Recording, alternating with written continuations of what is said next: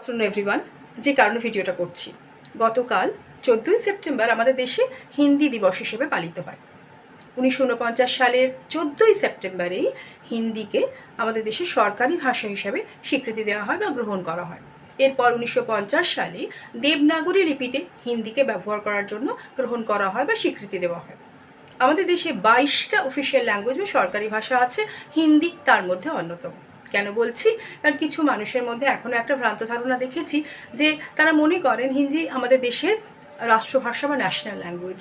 বলে দেওয়া দরকার যে আমাদের দেশে এখনও পর্যন্ত কোনো ন্যাশনাল ল্যাঙ্গুয়েজ বা রাষ্ট্রভাষা নেই। 22টা অফিসিয়াল ল্যাঙ্গুয়েজ বা সরকারি ভাষা আছে, হিন্দি তার মধ্যে অন্যতম। আমাদের কেন্দ্রীয় সরকার বা সেন্ট্রাল গভর্নমেন্ট হিন্দির পাশাপাশি ইংরেজিকেও কিন্তু সরকারি ভাষা বা অফিসিয়াল ল্যাঙ্গুয়েজ হিসেবে ব্যবহার করেন। আশা করছি যে ভিডিওটা ইউজফুল হলো, মিসকনসেপশনটা দূর করতে পারলাম অন্তত কিছু মানুষের। Thank you so very much. আবার দেখা হবে।